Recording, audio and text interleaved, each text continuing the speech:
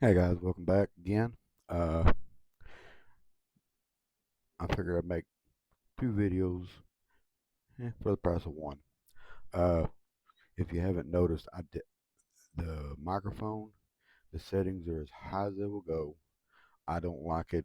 I almost had to put the microphone almost in my mouth, but this is as close as I can get, and I'm speaking up a little bit louder. Of course, I'm trying not to uh, wake up my grandkids, which they have school tomorrow.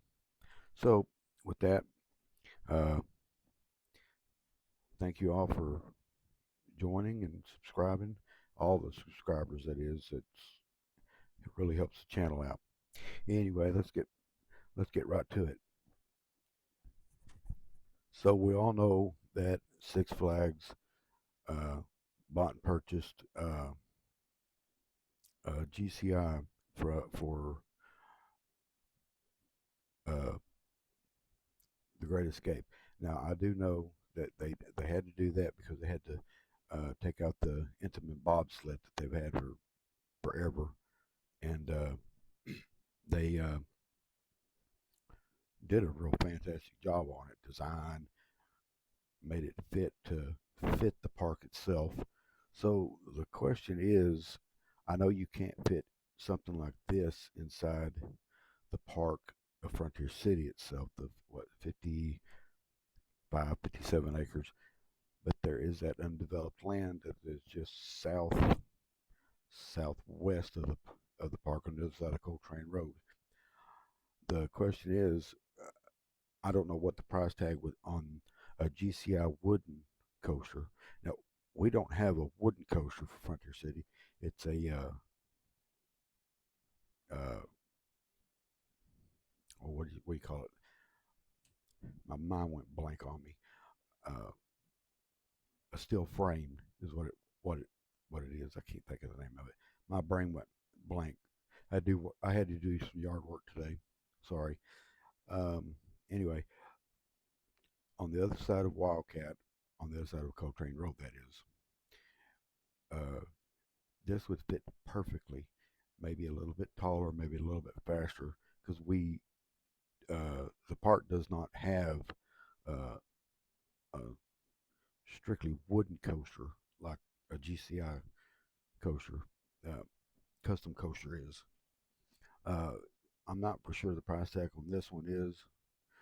I'm sure it's probably $8 million, and again, that would be something that uh, not only the families can enjoy, but even the coaster enthusiasts such as myself, we would all enjoy it, and I'm sure it'd bring up the attendance. Probably not at a rapid pace, but it would bring it up high enough to show Six Flags, hey, you invest in our park, we will come. It's the same way as they're doing like the uh, skyscraper. Uh, Build it, they will come. This is exactly the same identical situation, with the exception of no skyscraper in that area. You build a brand new coaster like this or something a little bit bigger, everybody will show up. This is the reason why nobody shows up at the park, because we don't have anything like this. So my question would be, if Frontier City and Six Flags, of course, would agree to invest in up to $8 million for something like this from GCI, or I know Intamin builds them, and I think RMC builds them as well. Uh, Either one, probably closer to GCI and R, RMC, uh, roughly probably around $8 million. But there is another issue that they do have that new development going on, which is, I think it's residential, where uh, the landowner that owned that little plot of land in behind the amphitheater, he sold it, or better yet, probably gave it to his family, and they sold it. That's why that land clearing is going on. Frontier City does not own that. So that is a realtor development fixing to happen. The other question about that is the noise factor. So now that all that's going on, there's probably no way you're going to be able to have concerts ever again there where that's taking place. So guess what? Now we have to go back to the same drawing board. The park has to, in order to drag everybody in, a GCI wooden coaster.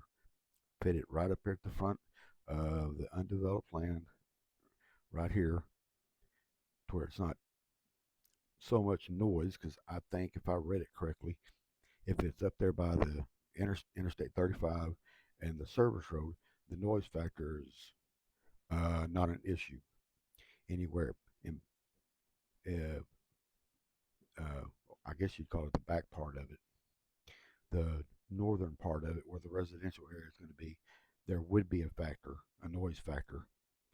That's all the issues with the undeveloped land is the noise factor.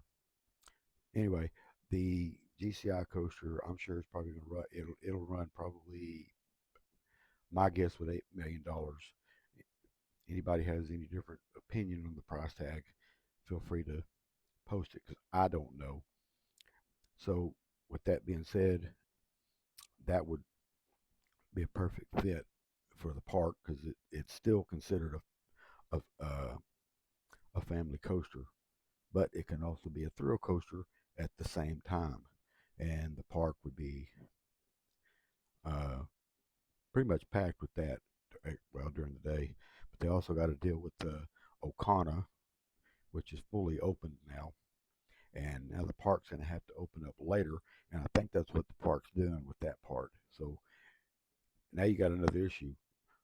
If they if they do indeed go with something like this before the Olympics, and they install a GCI, uh, the nighttime riding, the residential section is being developed and having to open up later to uh, contend against Okana. So, with that being said,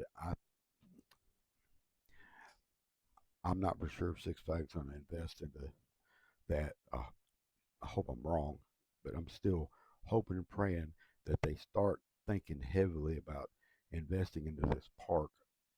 With over just the city alone is 700,000, 703,000, and growing. The metro is, what is it, one and a half, a little over 1.5 million, and the whole state is over 4 million. So you're talking about an increase in attendance for the park, and by installing this a little taller, a little faster, maybe the same size, height, and everything. I know we've already got one, but it's a hybrid. That's what I could think of. We have the hybrid coaster. This is a strictly wooden coaster. So anyway, what do you think? Would a GCI wooden coaster fit perfectly, either the same size as Great Escapes, or maybe a little bit taller and longer? Let us know. Let me know in the comments. And I'm going to cut this one short, and we will see you in the next video. Take care, everyone. Goodbye.